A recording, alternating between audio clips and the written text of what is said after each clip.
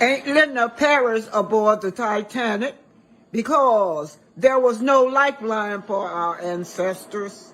Again, hit that like button, share and subscribe, and don't forget our ancestors who died on the Titanic. Black Titanic. That's what you. Yeah, but see, that's a difference. Okay. Let me help explain it to you a little bit. I don't know if your lawyer. I don't know. But Wanda, you have to understand, there's a difference between people who are in suburban America or in a higher echelon and those that are in the projects. In suburban America, we usually don't cut other people's hair. Okay. So what you, especially if your daughter is making a lot of money. It ain't like she was living in a big, nice, rich house, baby. So don't get that twisted. She was living just like Tisha was living. Don't get it twisted. Don't come at me like if I don't know this. I've been at Mayor's house. I know where Mayor came from. Y'all see that big lie? She said she don't lie. She was living like Tisha. Tisha lived in built. Y'all know that Melody and Martell are clean people. And no, she was not living like Tisha. This woman is lying. So don't come and get this twisted, okay, baby? So I understand. But see, Wanda, you have to understand now. If you are in a better high level standard of living, you don't have to go to the gutter in the projects to respond. That's all we're saying. It has consequences for you. You could lose your position on the show. That's what I'm saying. She don't understand what you say.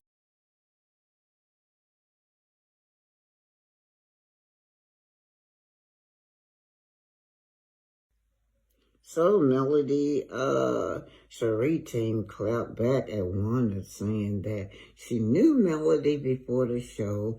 Melody was living in poverty, just like Tisha. But she says there is something to be said about the color blue. Because out of the blue, this coming from the beautiful Chick Chat with QT.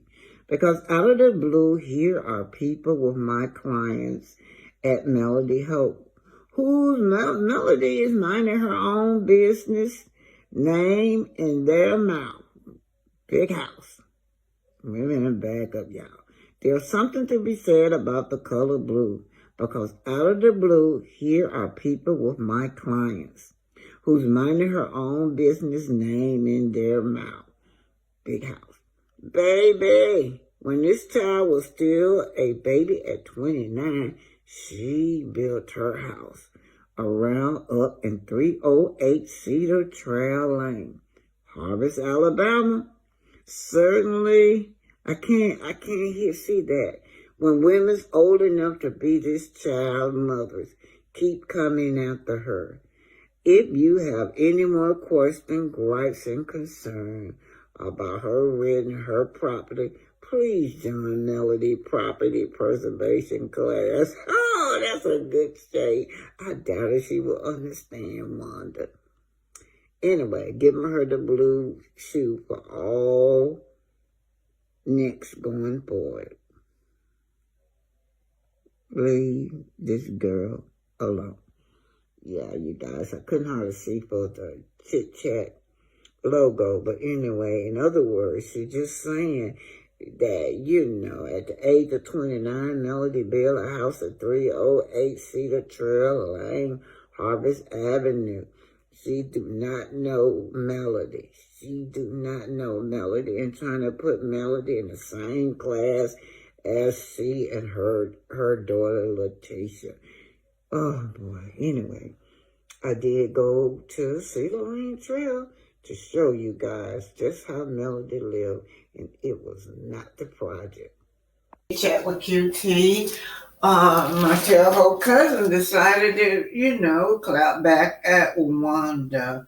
Wanda trying to pretend as though she was no better than Tisha. Tisha is the boss. She lived just as in poverty as Tisha did. Anyway, Melody and Martell Hoax. Oh yeah, they built their own home at the age of 29. They were such a wonderful couple, you guys. So anyway, Melody, Jamela says, I see a lot of people talking about how my cousin was living before the show. So I decided to give y'all a little insight. This home was built in 2014. They sold it in 2017, moved into their townhouse for some months, then moved into the top community in Huntsville, the Ledges, in 2018. So, Wanda, you are trying to bring this woman down to your level, but she has never lived in a project like. When you build your first home, if you can stand through that, then you can stand through anything. I think for us, because Martell and I both have an eye for detailing, because we are both very particular, it turned out not to be as tough as we thought it was going to be, even though I did choose to tear down walls and make certain rooms bigger and put bathrooms in rooms that didn't supposed to have them. Right. But I think and all in all, that was after it was built. We went back and renovated a newly built house. My favorite feature about the home is the grand master bathroom. Love the walk-in shower, the custom tile work on the shower, everything about that. Love the also the master bedroom itself with the fireplace, stone fireplace.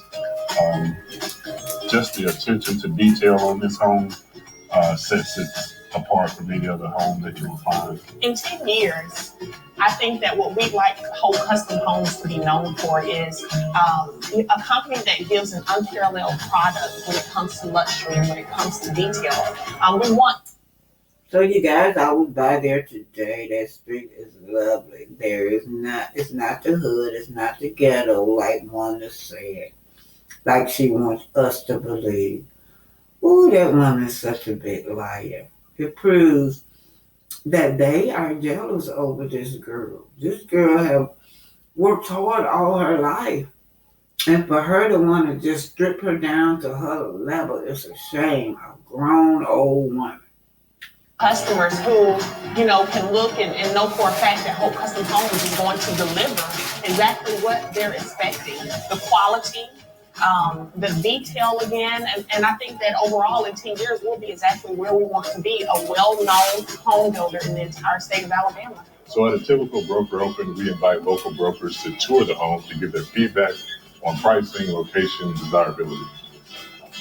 I appreciate that you do spiral staircases instead of just a straight up staircase. We're not seeing that a lot. Yeah, buyers are emotional. Like chit chat for When QT. you walk into something, everything kind of looks the same, and they come to something different. It's like, boom, we gotta have it. I feel that the identity of Hope Custom Homes, in one word, having to sum it up or whatnot, I feel that it's really not one particular word, but if we can find that word, it would have to have magnificent, awesome, great, high quality. If we could sum up just a few of those words there, luxurious. If we could put all those words together and form one word, that's what it would be. For me, and that's great, and for me, I would say detail. Because with Hope Custom Homes, the difference is in the detail. And I agree with that. I am so thrilled to be a part of this project, and I can't wait to see what the future holds. So as you can see, Melody and Martell, hopes and hopes. Y'all know we can see.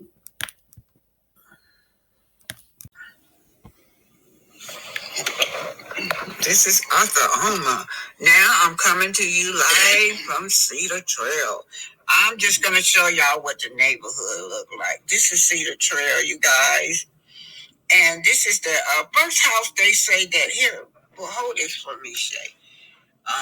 Over here, 310, 308. It's going to be this one right here. On this side, hold it to the house, 308. The destination is on your way to feel my house. Okay, this is 30. We're just riding around in the neighborhood, right? This is just to give y'all an idea of what kind of neighborhood she stayed in now. Right there to your right is 308 Cedar. And this is just the kind of neighborhood that she stayed in. Now, you trying to bring this girl down to your level as if, hold that for me, Shay. Let's film out there. We just passing through the neighborhood, okay? This way. This way. Hold it that way. Oh, the camera at the house. No, you're not. You see, look, it's just the houses. Okay, now this is the neighborhood. This is not no low income neighborhood. So let me see that shit. We're gonna see the house in question they're talking about is right here. This is the house in question that they're talking about. Melody actually built this home since she was a child. This is it, you guys. 29 years old. It's empty though. It's empty. It's not. 308. It's not empty. This is the home that she built when she was only 27 years old. Now, Wanda, you said that this lady was staying out in the project. Do it from this side. Okay.